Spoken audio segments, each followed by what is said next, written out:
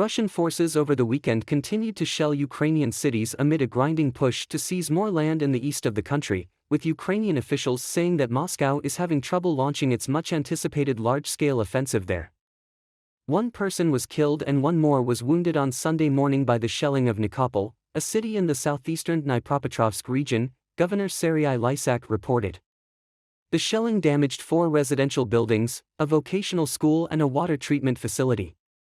In Kharkiv, Ukraine's second-largest city, one person was wounded after 3 Russian S-300 missiles hit infrastructure facilities overnight, Regional Governor Ola Syniehubov said.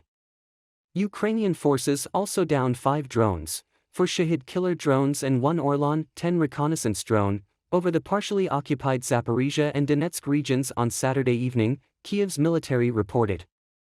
The attacks come as Russian forces push to take over more land in the eastern industrial heartland of Donbass, comprised of the Donetsk and Luhansk regions. Ukrainian and Western officials have warned that Russia could launch a new, broad offensive there to try to turn the tide of the conflict as the war approaches the 1-year mark. But Ukrainian officials say that Moscow is having trouble mounting such an offensive. They are having big problems with a big offensive, Alexei Danilov, the Secretary of Ukraine's National Security and Defense Council, told Ukrainian television on Saturday night. They have begun their offensive, they're just not saying they have, and our troops are repelling it very powerfully. The offensive that they planned is already gradually underway. But it is not the offensive they were counting on, Danilov said. A US-based think tank noted that it is also Russia's pro-Kremlin military bloggers who question Moscow's ability to launch a broad offensive in Ukraine.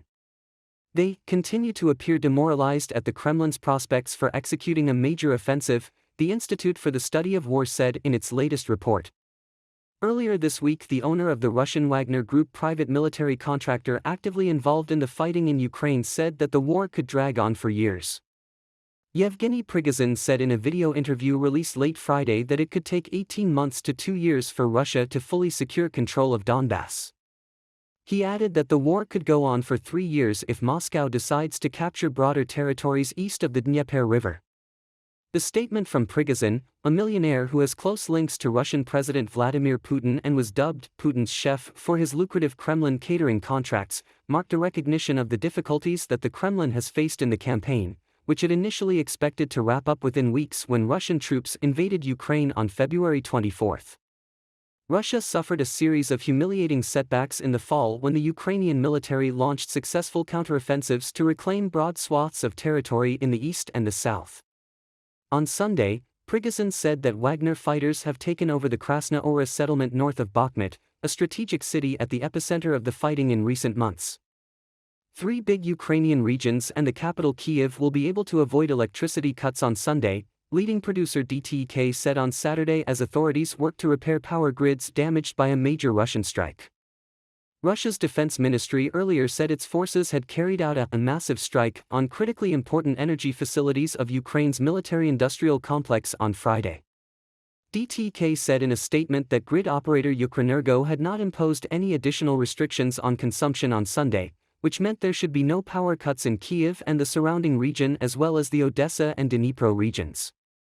Ukraine's energy minister, German Galashchenko, said Russia had hit power facilities in 6 regions with missiles and drones, causing blackouts across most of the country. Ukraine's armed forces said Russian forces had fired more than 100 missiles and mounted 12 air and 20 shelling attacks on Friday. It said 61 Russian cruise missiles were destroyed.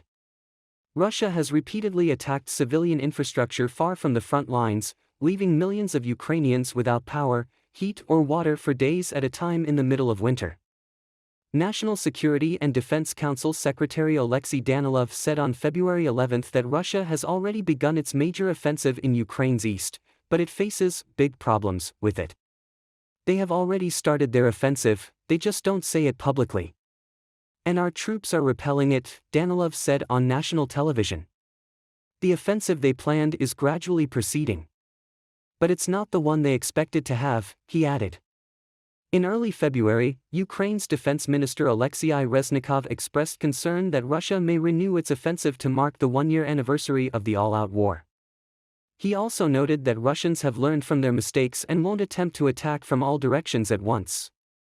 According to Reznikov, Russia has major forces in Ukraine's east and south. Now they have a new tactic: concentrated, slow attempts, little by little, 10 meters at a time, to capture, push, squeeze out Ukrainian troops, Reznikov said in an interview with Ukrainska Pravda news outlet. President Volodymyr Zelensky also said in a video address on February 5 that, based on several reports, Russia plans to do something symbolic in February to make up for its losses over the past year. On February 11, Ukraine's General Staff reported that Moscow is strengthening its grouping of troops near Lyman and Bakhmut in the eastern Donetsk Oblast. According to the General Staff, despite significant losses, Russia doesn't give up its intention to occupy the entire Donetsk and Luhansk oblasts. Ukraine's forces hold defense along the front line in Donetsk, including of the besieged town of Bakhmut, with the fiercest battles raging for the cities of Volodar and Mariinka, Kyiv's top military commander said on Saturday. Valery Zaluzhnyi, commander-in-chief of Ukraine's armed forces, said Russia carries out some 50 attacks daily in Donetsk, a region in Ukraine's southeast that Moscow has been trying to occupy fully. Fierce fighting continues in the area of Volodar and Mariinka, Zaluzhnyi said in a telegram message after a call with U.S. General Mark Milley. We reliably hold the defense. In some areas of the front we have managed to regain previously lost positions and gained a foothold. Zaluzhnyi did not specify where the gains were.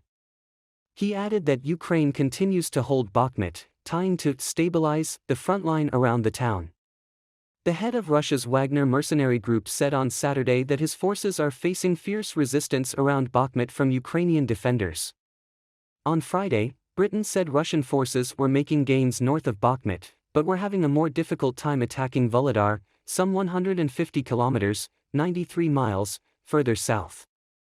It is impossible to independently establish the control areas of each side, as fighting along the front line has slowed in recent months to what Ukraine Defense Ministry calls crawling attempts to move little by little. Ukraine's military analyst Ola Zhdanov said that despite Russia's pressure in Mariinka, a nearly deserted and destroyed small city that has been on the front line since the start of the war a year ago, Ukrainian forces managed to hold the ground. Fighting is going on in the city center, but there have been no changes over the past 24 hours, Zhdanov said in a social media video. Wagner's head, Yevgeny Prigozhin, said it could take 2 years for Moscow to control the whole of the Donetsk and Luhansk regions in Ukraine. Moscow last year claimed both as republics of Russia, in a move condemned by most countries of the United Nations as illegal.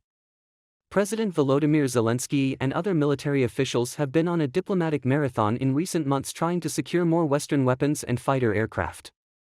The key to success on the battlefield is effective fire damage, which requires an appropriate amount of weapons and ammunition, Zaluzhnyi said.